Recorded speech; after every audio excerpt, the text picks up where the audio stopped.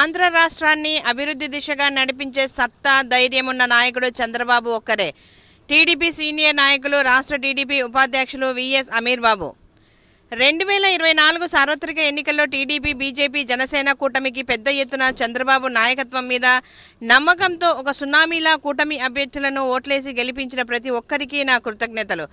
అలాగే గత ప్రభుత్వంలో మంత్రులు, నాయకులు, ఎమ్మెల్యేలు, చివరికి ముఖ్యమంత్రి స్థానంలో ఉన్న వ్యక్తి కూడా కబ్జాలు, సెటిల్మెంట్లు, హత్య రాజకీయాలు దొరికినంత దోచేసి వారి పొట్టలు నింపుకున్నారు.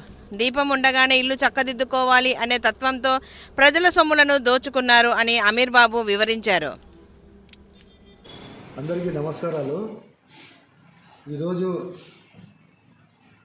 ఎన్డీఏ కూటమి ప్రభుత్వం ఆంధ్ర రాష్ట్రంలో కూటమిగా ఏర్పడి Telugu Desam, Janasena, BJP party 3 party కలయికతో ప్రజలు చంద్రబాబు నాయుడు గారి నాయకత్వం పైన నమ్మకంతో ఒక మంచి మ్యాండేట్ ఇచ్చారు.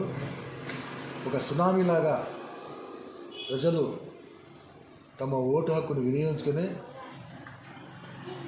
పెద్ద మెజార్టీతో మా కూటమి అభ్యర్థులను గెలిపించడం జరిగింది.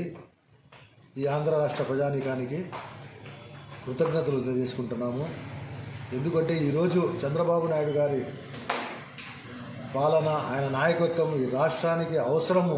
ప్రస్తుత పరిస్థితుల్లో ప్రజలు గుర్తించినందువల్లే ఈరోజు ఇంత పెద్ద మ్యాండేట్ ఇవ్వడం జరిగింది.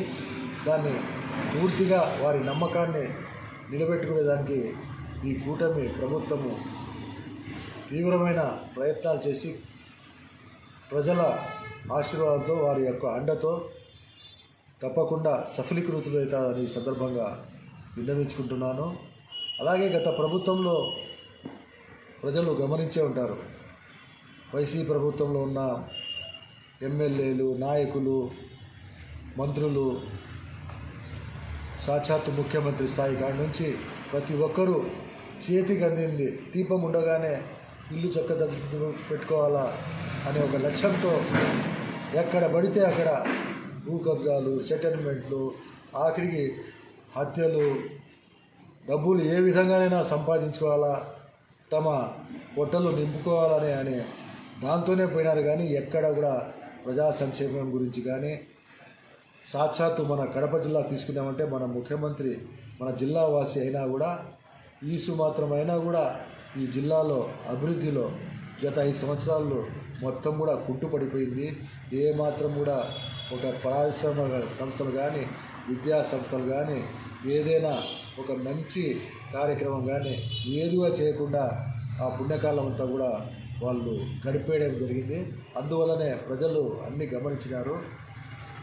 చంద్రబాబు నాయుడు గారు వస్తేనే ఈ రాష్ట్రము గాడిన పడుతుంది, పరిపాలన అంతా కూడా శాంతియుతంగా పరిపాలన సాగుతుంది, అన్ని రంగాల్లో కూడా అభివృద్ధి పథంలో దూసుకుపోతుందనే నమ్మకంతోనే ఇంత పెద్ద మెజార్టీ ఇవ్వడం కూడా జరిగింది.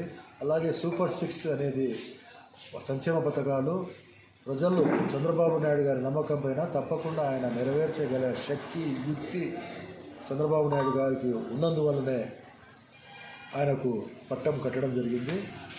రేపు జూలై 1వ తేదీ పింఛన్దారులకు ప్రతి నెల 3,000 ఉండే పింఛను 4,000 రూపాయలు ఇవ్వడమే కాకుండా ఏప్రిల్, మే, జూన్ నెల ఈ 3 నెలలు కూడా 1,000 రూపాయలు, 4,000 ప్లస్ 3,000 కలిపి బోనస్ మాదిరిగా 7,000 రూపాయలు ప్రతి ఒక్కరికి కూడా వారి ఇంటికాడికే చేర్పించే బాధ్యత చంద్రబాబు నాయుడు గారు తీసుకున్నారు.